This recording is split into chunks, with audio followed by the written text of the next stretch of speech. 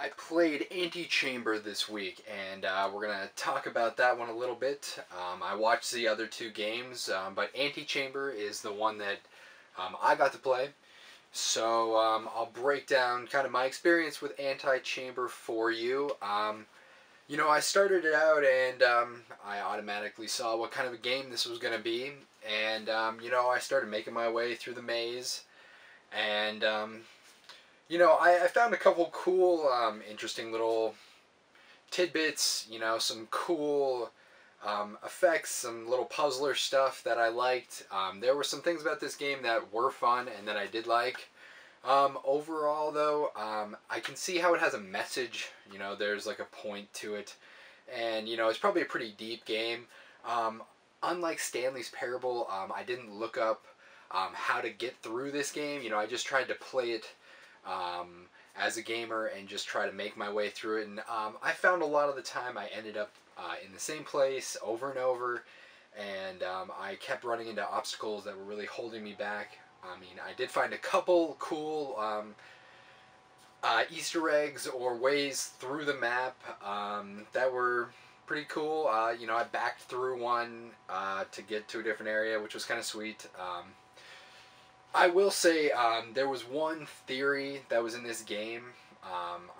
I'm kind of thinking this was their overall premise, but I saw it on a plaque on the wall when I was playing the game, and it said this, that life isn't about getting to the end.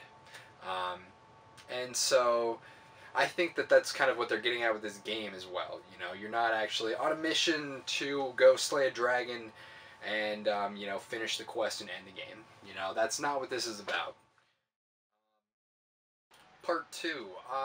So I'm going to be talking about Antichamber again. So is it concrete? I think that they had an idea. They have a mechanism to get you through the game. I feel like it is a concrete idea. So I definitely think it's a game in that aspect. Is it achievable? That depends on what you think you should be achieving. I don't know. I think I achieved a couple cool little tidbits of knowledge. But as far as a goal, or like an agreed premise, I can say that there probably isn't one. Okay, and part 3 here. Is it rewarding? Again, this is probably all in your opinion. I found it slightly rewarding. Like I said, I got a couple cool little tidbits, like the one I mentioned earlier. And there was a couple other ones. I'll run them across the screen here. I saw a couple cool quotes across the wall. I can see what they were going for. And whether or not they hit their mark, that's the real question. I greatly preferred Stanley's Parable in a game that's pretty similar to Antichamber. But I like Stanley's Parable and their setup and the narrator are kind of a lot better than just no instruction and basically no idea of what you're supposed to do. So I'll compare this to some of my favorite games. When I was really young, I played Myst, and it was probably the first game that really didn't have like an ultimate goal.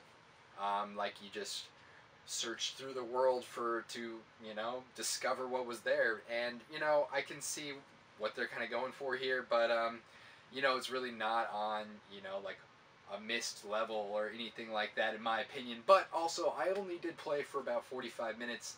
I'm sure there's a lot more to this game. Like I said, I just didn't look it up, so to get into this, you're probably going to have to do a little bit of research, a little bit of digging. Just getting through it on your own, it's not very easy. I bumped my head against the wall many times trying to get on to the next part of the game. I wanted to find something. I wanted to find something worth seeing. But, like I said, they were few and far between in my opinion, and that's why I really don't know if I'd go back and play it again.